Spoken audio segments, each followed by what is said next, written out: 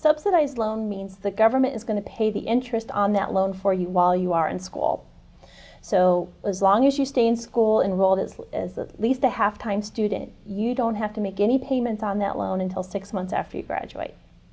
With an unsubsidized loan, the government's not paying the interest. If the student doesn't make the payment, they lose the notice, they don't respond to it, or they just don't have the funds available to make the payment at that time, that's okay. The government then lets the interest capitalize on the principal of the student loan. So just like interest grows on a credit card, interest would grow on your student loan. So when it's time to start making payments after you graduate, you're going to start off with a repayment balance that's higher than what you originally borrowed. But the interest rates on these loans are 6.8% effective July 1st of 2013. Student loans have to be paid back beginning 6 months after the student graduates, or if the student falls below half-time, then they also go into what's called a grace period. You have 6 months after your last day of attendance as a half-time student. So for an undergraduate student going to a traditional institution, that's 6 credit hours. You need to be enrolled at least 6 credit hours each semester, each fall and spring, to keep your loans out of repayment. There are lifetime limits and there are annual loan limits. The amount a student can borrow directly from the federal government in the student's name with no cosigner, no credit check, is dependent on how many credit hours the student's earned. So the most that a first-year student can borrow in their own name from the federal government is $5,500 for the year. The most that a second-year student or a sophomore can borrow is $6,500, and juniors and seniors can borrow $7,500 a year in their own name. Then there's lifetime limits. The most that an undergraduate dependent student can borrow is $31,000 towards their first degree. And if the student's independent, then the most that they can borrow is $57,500.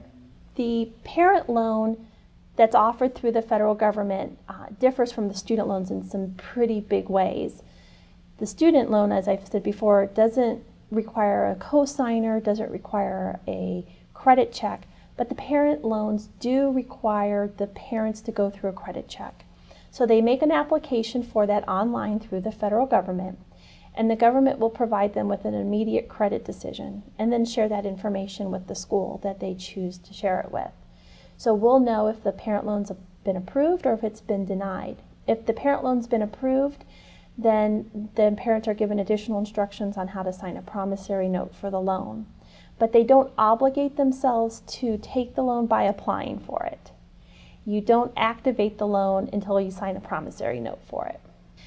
Parents can borrow to help cover those items in the cost of attendance budget that you don't get a bill for. So they can borrow money to help out with transportation expenses, book expenses, miscellaneous and personal expenses. And a lot of parents, when they get a financial aid package, they'll see a parent loan that looks excessively high because we're telling them this is the maximum you can borrow, but it's not necessarily what they need to borrow. So sometimes parents are panicked when they see that number because they think this is what I'm going to have to pay to get my child to your institution. And the answer is no. If you just want to borrow just enough for tuition, room and board, it's going to be a number that's less than that because you're not going to borrow for those miscellaneous and transportation type expenses. The parent loans, they have to start paying that back while the student is in school.